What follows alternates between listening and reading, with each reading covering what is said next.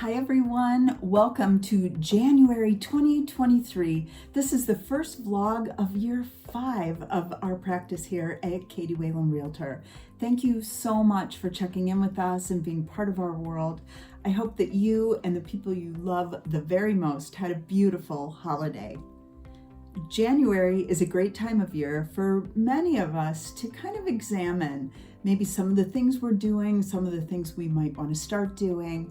And for a lot of you, this might be the year you actually shift from the just looking phase for a new home to actually moving into the market.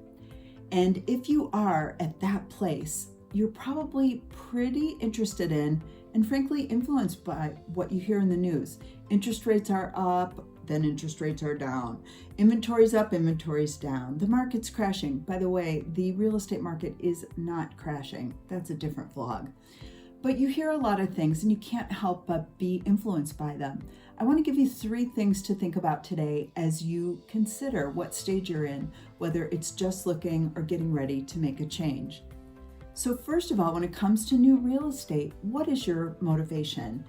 Many of you come to me when you're really just starting to think about a potential lifestyle change. For instance, maybe getting married, maybe having a baby, maybe starting a new job or retiring. Maybe you're an empty nester. Maybe you just got a big dog and need a different yard. Lots of things like that that relate to your lifestyle are definitely going to influence when and how you look for a home.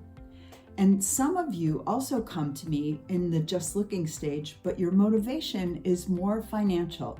It's quite possible that you're currently a renter and you don't want to be a renter anymore, or you're interested in being an investor and you want to have multiple homes and potentially rent those out. So whether your motivation is lifestyle or financial, these are important things to consider, and it probably will influence how we get you to the next step. So regardless of what your motivation is, you probably have some dream home must-haves in mind.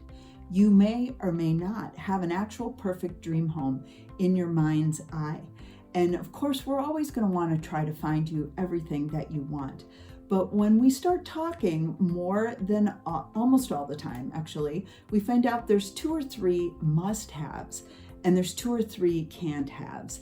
And those are the things that become our guideposts. Most always, those must-haves and can't haves can be modified if we find a home that meets the most important qualification, which is geography. But first, let's talk about the dream home.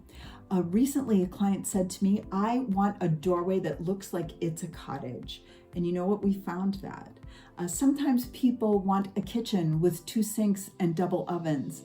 Oh, that's my dream kitchen, but that's also a vlog for another day. Sometimes people want a fireplace in the primary bedroom. These are things that we can find. I've also had people say we absolutely can't have a pool. I don't want a pool. I don't want any grass to cut. I don't want a 3-car garage. That actually just came up recently as well. Those are things that make up your must-haves and don't wants. Almost always we can fix them. But geography is really something, obviously, that can't be changed.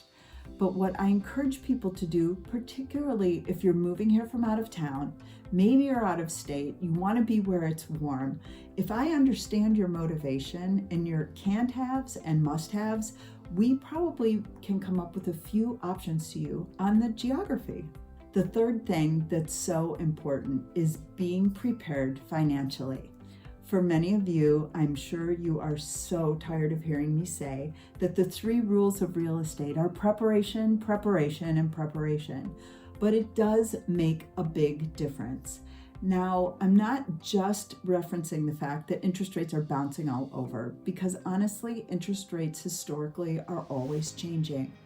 But it is important that you understand not just the purchase price, not just how you're going to finance the home, but what it's going to cost for you and your family to live in it for the next 5, 10, or 30 years. Now, some of these questions are questions that only you, your accountant, and your financial advisor can answer. But helping you think about the questions is going to help you understand what is really, truly a realistic price point for you.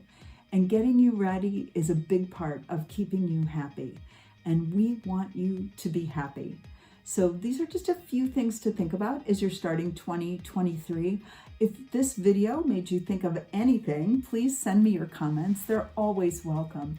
Thank you for always staying in touch with us, and check back every Tuesday for a new vlog in year 5 of our practice. So this is 501. Looking forward to a great year with you. In the meantime, take great care. Let's talk soon.